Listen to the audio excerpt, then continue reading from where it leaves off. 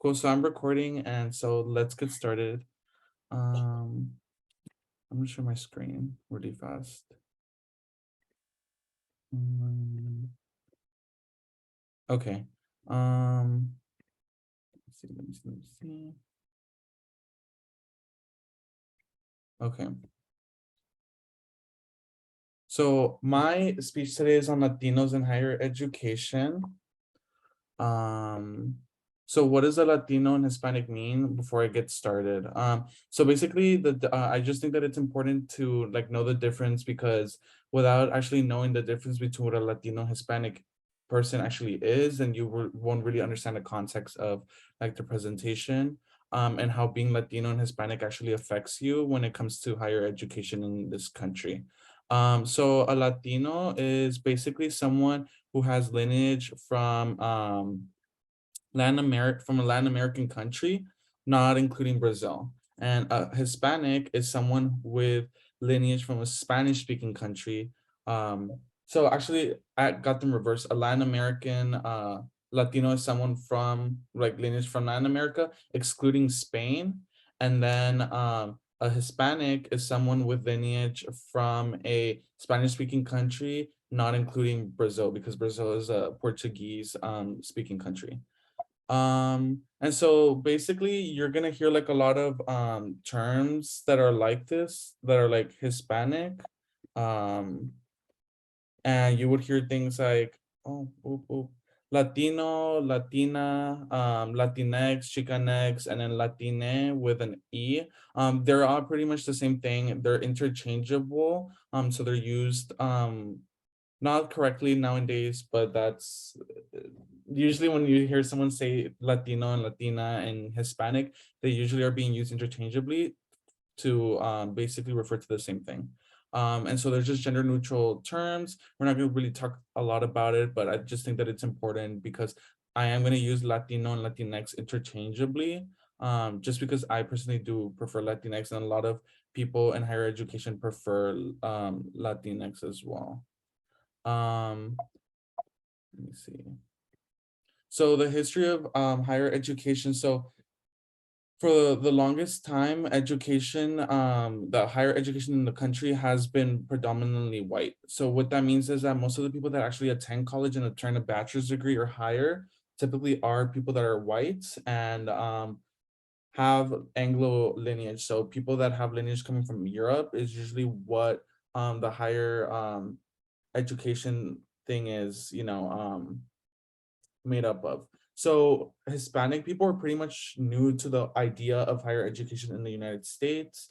Um, and so I think it's important to realize that since the United States was actually founded in 1776, higher education has been dominated by white people. And it wasn't until like the 20th century that we started seeing Hispanics take participating in the higher education institution. And so that's pretty much something that just recently started happening.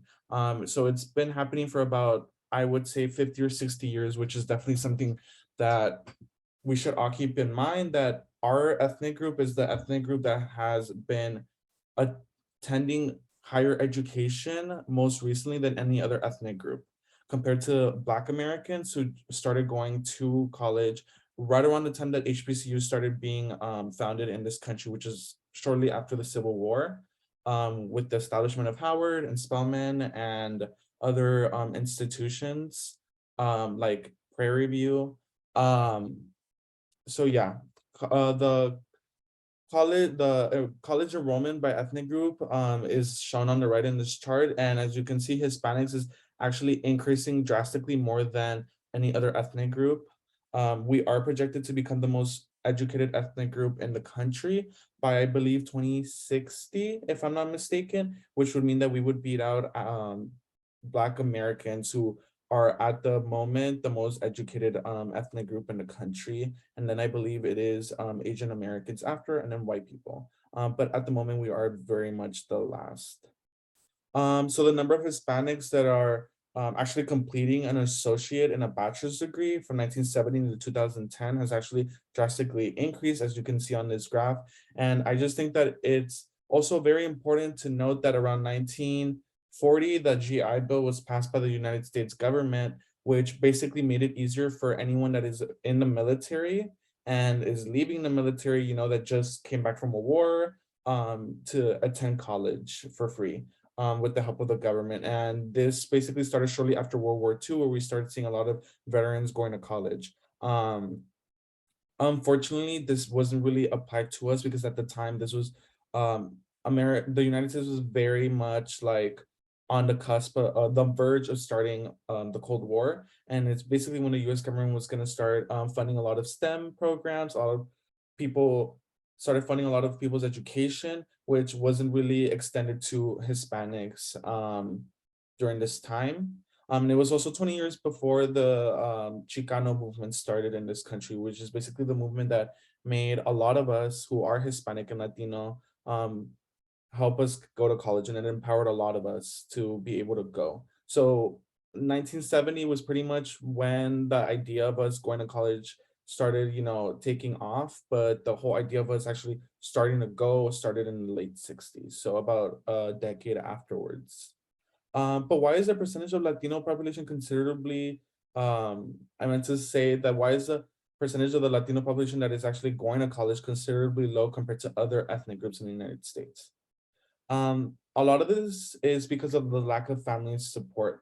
Now, from my own personal experience, I know that my personal experience is not universal as someone who is Latino and is um going to college. I'm not for the first time because I wouldn't be first generation, but for me, my experience isn't universal because I come from a background with two parents actually went to college. I mean, they didn't go to college in Mexico, which is where both of my parents came from. They came to college here, but their experience was much more different from mine because they were introduced to college for the first time, and they basically, paved the way and set up a foundation for me to actually go to college and made it easier for me to go to college because my parents knew what college was going to be like. They were able to help me with my, applications for college, financial aid, applying, all of that type of stuff. But my experience isn't universal because the common average experience that a lot of Latinos in this country are having is that they are being told from an age in which they are about to graduate from high school that they need to go to work as soon as they graduate high school, that they need to start making money to basically provide for themselves and their families. I know that a lot of Latinos in this country are basically not even encouraged to graduate high school, which is definitely like a huge, huge issue in our community. And it explains why a lot of us are not able to go to college because we're not being encouraged by our family. And it comes from basically the whole struggle that a lot of the people in our community go through. Like a lot of our grandparents, a lot of our great grandparents had to start working at a very young age. Some as early as 12 or 11 years old that's had to start working in factories, had to start working in the fields, had to start working as housekeepers. And that's basically why a lot of Hispanics in our country, in our community, are having to work these jobs. It's not because we're wanting to work them, it's because a lot of the people in our community don't have the education to or aren't qualified to work these jobs, actually require you to have a certain number of skills that a degree prepares you for. So that's also leads the way to why a lot of us aren't actually able to like persuaded to go into college is because of racism in this country. Like the whole idea that Hispanics are just coming to this country to clean toilets and be janitors is very disheartening for a lot of people in our community. And it basically is then met with our parents not supporting us the right way, which also leads to financial struggles because if your family isn't supporting you, how are you going to be supported financially and how are you going to pay for college? So on this chart on the left, which was a chart that was produced from the Pure Research Institution. Yes, Pure Research Institution. Hispanics are likely to cite family-related priorities as extremely important. As you know, Latinos, we are always told that family comes first, which is true to a lot of people. But in the grand scheme of things, family is important, but family shouldn't be our number one priority. Our education should be, because our education is going to be pushing us forward and it's going to be pushing our community forward in this country. It's hard to be, living in white America when we're constantly being brought down. So our education is basically what's gonna give us a seat at the table. Second is having the resources to provide for your family. Third is owning your own home. Having a successful marriage is something that's very valued in our community. Being successful in a high-paying career or profession. 22% of people say that that's extremely important, and living a very religious life is what 13% of people said is extremely important, which I'm not gonna mention too far, not gonna mention it too much, but religion does play a huge role in our community, and it could always be intertwined with a lot of the sexism in our community, which is very unfortunate. But let's move on. Student loan debt is something that a lot of us are having a struggle with. Personally, I know that that's probably something that I'm gonna deal with once I graduate college, but the percentage of undergraduates with student loan debt, the second ethnic group that's gonna be dealing with student loan debt the most, right after African Americans. And that could, I'm sorry, guys. um, so the percentage of us that are actually gonna have to deal with it is, oh my God. I'm sorry. Okay.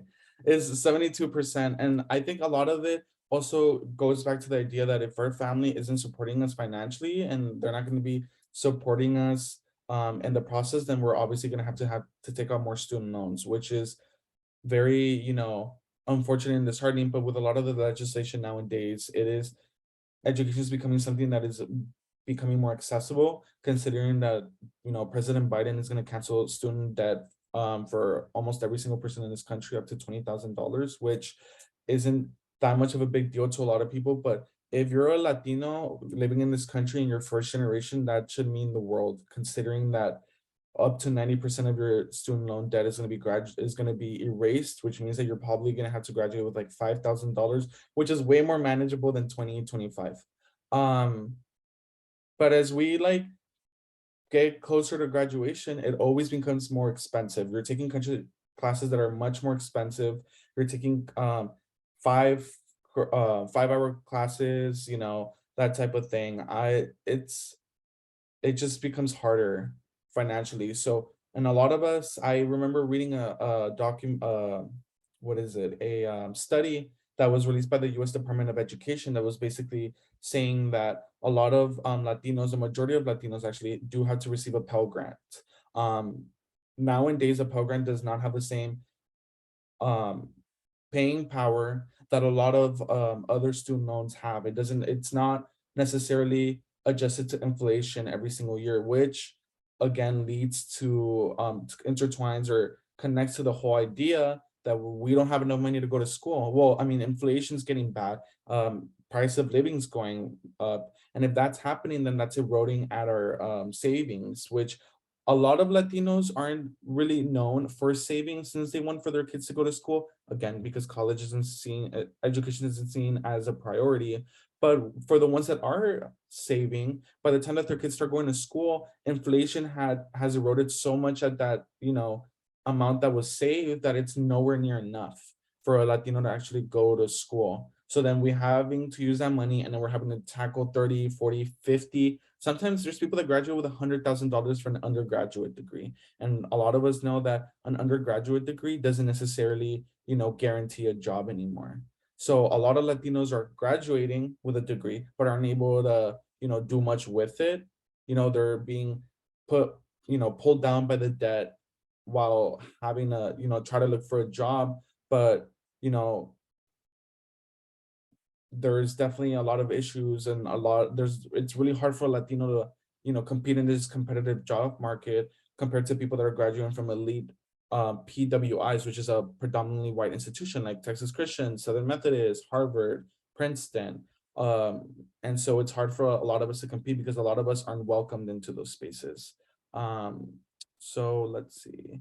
Latinos struggle to stay in college because of the increasing cost of college. So like we all know that college is expensive. The UTSA's cost of attendance has literally already reached $30,000 for someone to attend, which is an astronomical amount. The average American in this country makes $50,000 a year.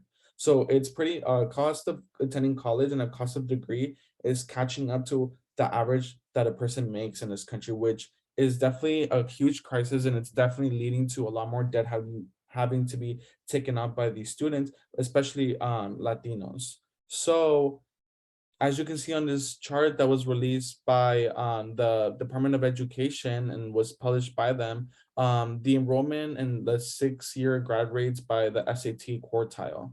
So a lot of people that, were able to stay, that met in the third or fourth quartile on this, on the SAT were able to actually, graduate college. And that makes sense because a lot of the times when you, it's not necessarily always the case, but it's going to be a case of almost 90% of the time that if you're scoring higher on a SAT or an ACT exam, it usually correlates to how much access you actually have within, you have like at your disposal. So like if you have more resources like SAT prep, which is literally thousands of dollars, if you have access to like any other tutoring service, if you are able to afford Chegg, which is literally $20, but also has a lot of SAT prep on there, you're typically going to be making a higher score on your SAT.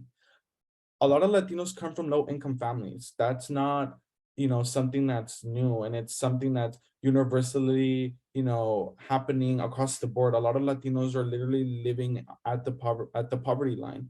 A lot of white students are not. They're making, profiting from hundreds and hundreds and years of generational wealth. Now, this isn't to say this presentation wasn't meant to be anti-white, or wasn't meant to say that white people have it better just because, they're having to, benefit from hundreds of years of generational wealth. But it is important to remember that a lot of these institutions, a lot of these people that are white that are going to universities like UTSA or UT Austin, they're coming from a long line of people that actually went to college. So going to college isn't something that's new to them, but it is new to a lot of Latinos, which is why a lot of us actually struggle.